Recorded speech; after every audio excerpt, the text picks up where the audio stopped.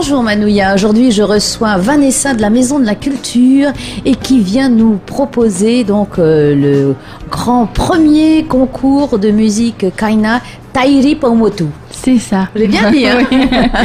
Oui, donc en partenariat avec le conservatoire, donc on prépare ce premier concours de Tairi Paumotu qui aura lieu le 6 mai à 18h sur le Pepe Ahiro.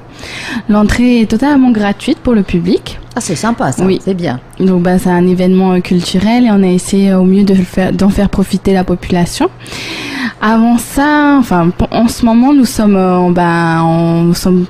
je suis là principalement pour les inscriptions en fait qui se clôtureront le 27 avril parce qu'on souhaite qu'un maximum de 20 groupes passent ce concours.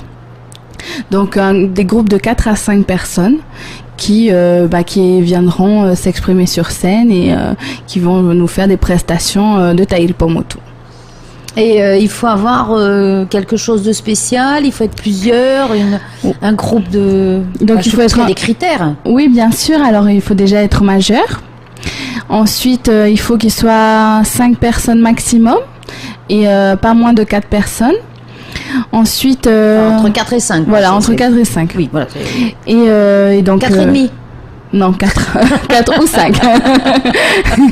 Voilà, et donc il faut être majeur, être entre 4 et 5 personnes. Et il faut forcément pouvoir jouer 3 rythmes différents de Tairi Paumotu. Ça passe alors par le patauto ou la samba, le foxtrot. Ils ont 3 rythmes obligatoirement à faire, mais au choix. Et ils seront jugés par 4 membres du jury, experts dans le monde de la musique. On les connaît déjà? Oui, il y a Antoine Arakino. Il y aura également Maxime Hawata. Il y aura aussi Fiedler Valenta qui est professeur au conservatoire. Et on hésite encore quand même sur la 4e personne. Non, donc, je suis prise. Peut-être que ça sera Petio qui est bien connu également dans le monde de la musique Kaina. Et voilà, il y aura également un intermède en hommage à Barthélémy qui sera fait par Antoine Arakino, son cousin. Donc ça promet une belle soirée parce que c'est à partir de quelle heure? Alors c'est à partir de 18h sur le Pepe Ahiro. Donc l'entrée est entièrement gratuite, de même que les inscriptions sont gratuites. Les prestations dureront combien de temps? Alors ils doivent faire jusqu'à 8 minutes maximum, entre 5 à 8 minutes. Donc ils font les rythmes, 3 rythmes différents, mais oui. Est-ce que ça veut dire que ça va être 3 morceaux différents ou alors ils peuvent... Alors ils peuvent chanter plusieurs musiques, ça peut être des reprises ou des compositions à eux.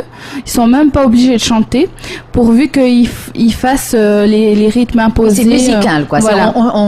On s'occupe pas des chanteurs. Bon, il vaut mieux qu'ils chantent correctement, bien sûr. Bien sûr. Il faut pas que ça gâche la musique. Mais bon, ça sera pas l'un des critères de notation. Ce sera vraiment la frappe et les rythmes qui seront notés. Donc 8 minutes entre 4 et 5 musiciens. C'est ça. Et 3 frappes différentes. Voilà, ils devront choisir parmi toutes les frappes qu'on leur propose dans le règlement. Donc pour s'inscrire, c'est assez simple. Il suffit d'appeler la Maison de la Culture au 40 544 544 ou de télécharger la fiche d'inscription et le règlement sur notre site internet www.maisondelaculture.pf ou appeler le conservatoire au 40 50 14 14 et d'aller se renseigner également sur leur site internet.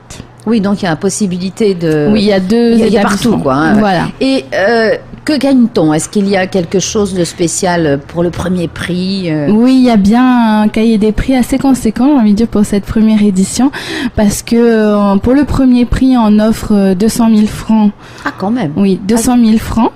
Pour le deuxième prix, on offre 150 000, le troisième 100 000, et il y a également 2 prix spéciaux à hauteur de 50 000. Ah, mais c'est généreux. Et où est-ce que vous trouvez les fonds? Ça, c'est ce qui m'épate là. Alors pour cet événement, on a la chance quand même d'être subventionné par le ministère de la Culture. Et donc notre ministre de la Culture, Herimona Mamatoya Hutapu, qui a l'initiative de ce projet, avait demandé au conservatoire donc de porter le projet, et le conservatoire s'est orienté vers nous pour qu'on le fasse ensemble. Mais quand même, l'idée était venue de Coco Hota Hota en 2009, parce qu'il avait essayé de monter un concours du même type, mais ça n'avait pas pu se faire, hélas. Oui, c'est toujours un peu compliqué là. Est-ce que vous avez déjà des inscriptions? Alors, on est très pauvre en inscription parce que je pense que les modalités d'inscription sont un peu compliquées. Comme on demande que les groupes soient patentés ou fassent partie d'une association. Et donc certains, on sait très bien que parfois c'est des amis qui se retrouvent et qui jouent, voilà. Et du coup on essaye de passer par une association relais pour leur faciliter l'inscription et qu'il y en ait le maximum de participation. Et ben je suppose que c'est par rapport à nos statuts d'établissement public. Je pense qu'on doit pouvoir justifier. Oui, parce que si vous remettez une somme, il faut que ce soit à l'association ou à des gens patentés. Je pense que c'est pour ça. Les bonheurs de la comptabilité publique. C'est ça, hélas. Mais bon, on va essayer de trouver un moyen pour que. Donc ça, il faut qu'ils sachent que quand même, il va y avoir un petit parcours administratif. Quand même, oui. Jusqu'à ce qu'on puisse faciliter les choses en trouvant une association relais. Et on est en train de chercher un moyen et je pense qu'on va arriver à trouver des facilités. Voilà. Donc dès à présent, les inscriptions. Voilà, et elle se clôture le 27 avril à midi. Donc on invite même les amateurs ou tous ceux qui sont juste fans de musique Kaina à venir s'inscrire. Et donc c'est pour quel jour le concours? Alors c'est le 6 mai à 18h. Vous pouvez repousser un peu quand même. Bah, si on n'a vraiment pas d'inscrits, je pense qu'on fera des exceptions.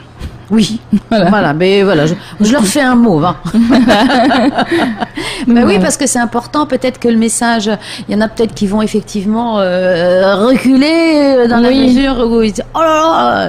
Ben, je pense que ça peut faire en sorte que certains se désistent à cause de toutes ces démarches administratives.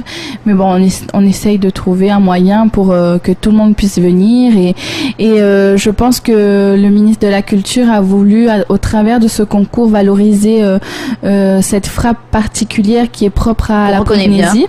Oui. Et malheureusement, c'est une frappe, le taïl pomotu, c'est un savoir-faire ancestral évidemment, mais ça se perd petit à petit et à travers ce genre de concours, on essaye de les remettre en place et d'inviter aussi la jeunesse à venir participer et à faire en sorte de pérenniser notre patrimoine culturel.